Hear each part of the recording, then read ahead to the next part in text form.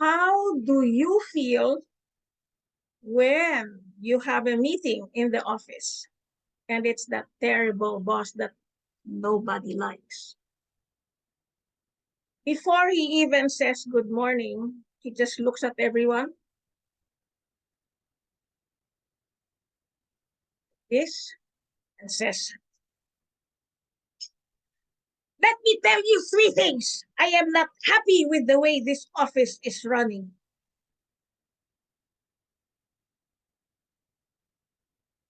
I can imagine how you feel, unless you're one of these people who are like, "Oh, great, he's going to get mad at me." I don't think so. In the good old days, I'm not a dinosaur, but it was the good old days.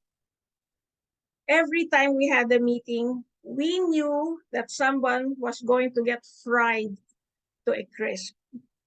That's the way it was in our era. Always, when there was a meeting, the leader would be angry. I have only one question. Why? But times have changed. Now, as Pathway says, we have motivational strategies. We have team collaboration. And like here we have, innovative planning. Yes, there are certain senior citizens like me who like creativity and innovation. And the best part that I like is that I feel that leadership should not be one way, someone looking down at the tribe and telling them what to do. Why? And this is why my friends my age don't like me. I tell them, hey, there's Uber, there's Airbnb, and there's Jack Ma and what he did. What is my point? People got to that level because they were having conversations. What do we need? What do we want? What is the problem we want to solve?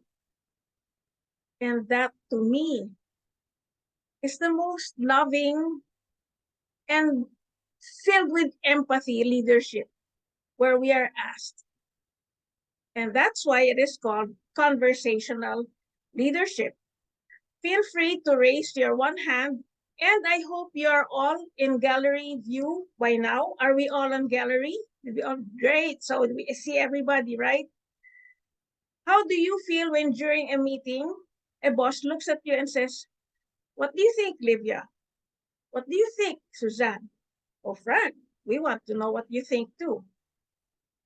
Doesn't it make us feel like, oh, two words, I am being seen and I am going to be heard.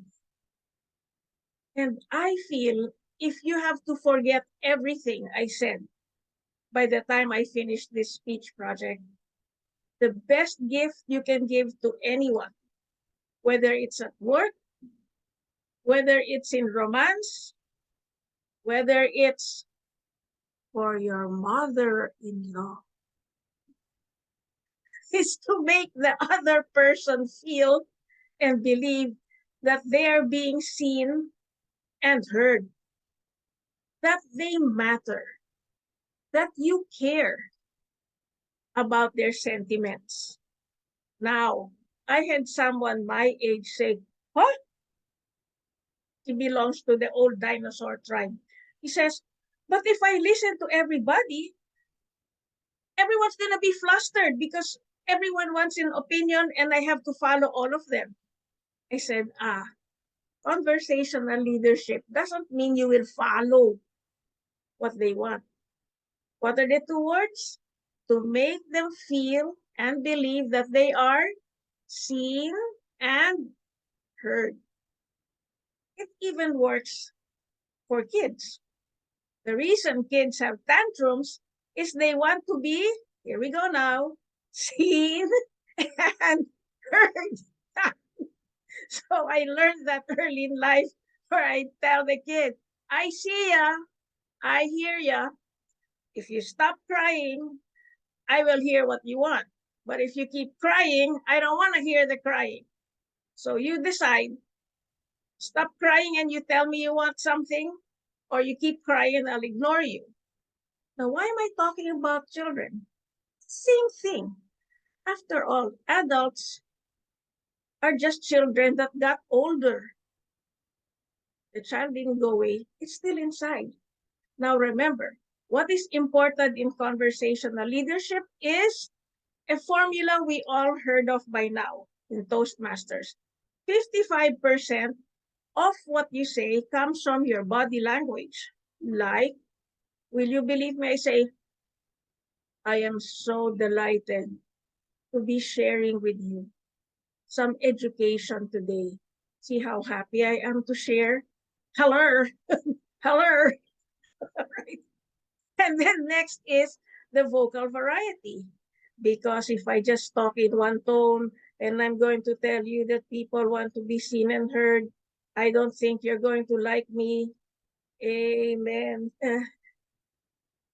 Make sure that the way you move, the way your face looks, even if you're having a bad day, by the way, the trick is before a meeting, go to the restroom, look at the mirror, fix your face, try to look human and force yourself to smile and then, oh, okay, when you almost look like a nice person, go back out. Now, when you're making people feel, again, what is it? Seen and heard, the whole premise of conversational leadership is that it is two-way. I am strongly encouraging people to stop thinking that a leader is someone who says, hey, psst, psst, psst, follow me. I'm strongly recommending or lovingly recommending we ask people, are we ready to go now? Do we have a game plan? Notice the word is we. Then you say, I'm recommending we go at this time. Is this fine? And if they say yes, you go. If they say no, then you make a plan. Now, what is important again is no power tripping. Does that sound good to you? No power tripping, where you feel that you all belong to one tribe and you're all trying to go from point A to point B because it's something you all believe in, not because I'm afraid. I just have to follow the boss or I'll get fired. I don't think so. I will stop at this point in time and encourage people in this wonderful room to ask me questions. Just remember, a question is a subject, a verb, and a predicate with a question mark at the end, not a 2-minute table topic. That is not a question. So feel free and let's make this engaging with no dead air because I know, gosh, I'm being timed here.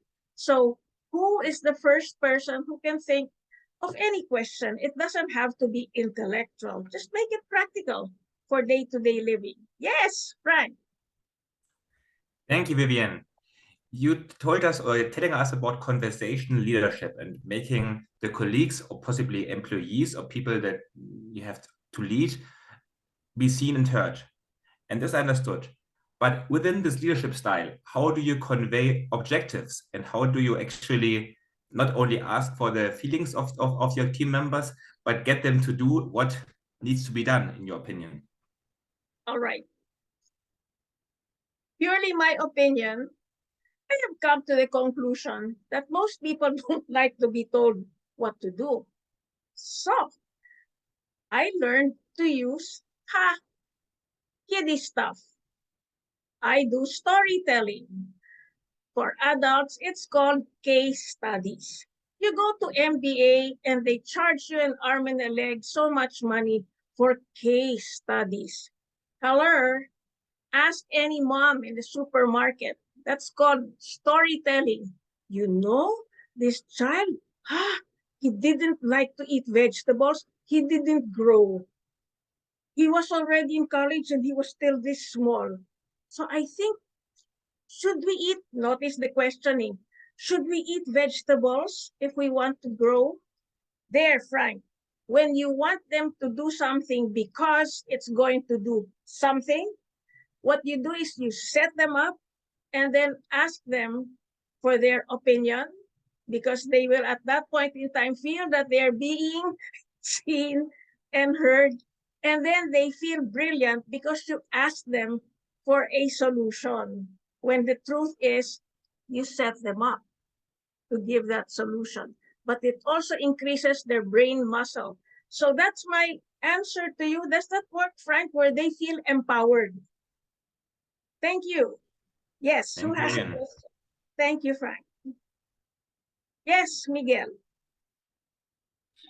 I think that something similar to Frank's question is what's the approach with this conversational leadership to the traditional old-fashioned boss that arrives to the meeting angry because whatever wrong happened, because the leadership is different, but the things are the same. Something wrong happened.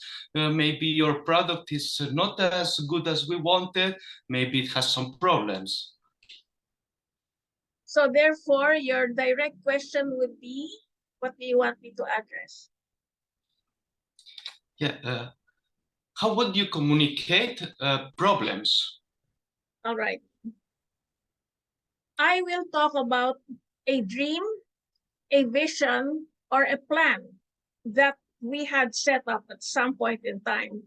And I am understanding from you that it is not working properly at this point in time. Back to storytelling. Short of telling your office children, I remind them, and you can do this too. Remember, on so and so date, we had a plan. What was it? Notice, when we want people to do things, it's a good idea to ask them to remind us.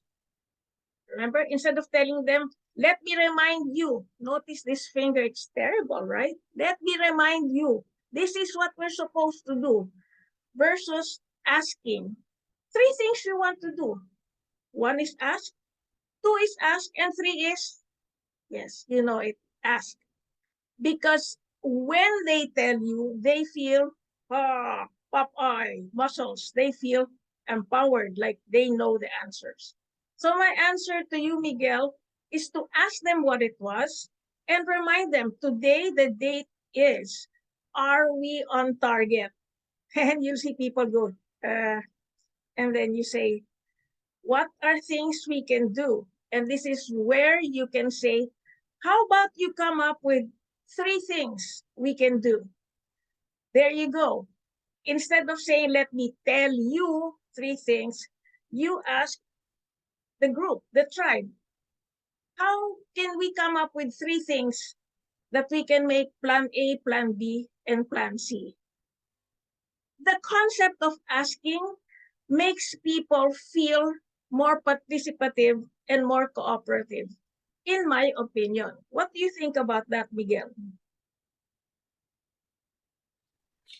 Yeah, it's more interactive. And as you say, the points of seen and heard. Thank you very much. Yes, who has a question? Livia, yes. Sure, thank you. I'm confused about the role of you as a moderator in this context, because when you ask people, especially open question, you risk that through the volume of their questions or of their remarks, the conversation, the main topic derails. And then you need to cut them short or nudge them so that they get back to the first topic without them feeling unheard or, you know, blocked to speak up. How do you manage that? All right. Some of you know, and the rest of you will know now, I am a live talk show host. And that is something most people don't want to do, especially when people call in from around the world and we are live with the sponsors watching. In this case, Livia in the office, yes, the chairman is watching. How do we cut? The answer is we do not cut. What we do is try a little trick that I do. I'm like, wait, I got lost. Where was I? So it's always me. I will never say, hey, you're out of line. I will play pretend. It's really being a child. I play pretend like, wait, I'm getting lost. Where was I a while ago? Does that work? Instead of telling the person, hey, you scatterbrain, you're off track. You're going to get poison in your coffee if you do that. Did I answer you, Livia? Thank you. Yes, that's Thank a you. good strategy. I'll note it. Oh, yeah. Scary. Poison coffee. Yes, who has a question? Who else? We have one, Yang Craig, Titin, and Elios. Susan. Yes? Any other questions? If not, I will wrap this up. Last chance. Ding dong, ding dong, ding dong. So may I wrap this up and make a very loving recommendation to everyone in the room. All you have to do to enjoy being a leader is to have the head, the heart, and the hands to build a tribe that cares for each other. How? Conversational leadership is quite simple. 3 things. I say that at the end, not in the beginning. I put in summary and let me tell you 3 things together. And by the way, I never say, let me tell you 3 things. I just slide it in. And I will remind people. 1, challenge the mind. 2, touch the heart. And 3, that was Livia's project. Tickle the funny bone. Make sure you make them giggle, laugh somewhere along the line. And it helps to talk about bloopers and mistakes you made along the way so that the bear in red does not come and get you. Oh, it was a rabbit. See, that's a blooper. And with that, I hope that conversational leadership is a choice that you will make in life. I love you from Manila. Wah, wah, wah. Thank you, Vivien. Nice educational session. I think that everyone learned something, and we can apply those ideas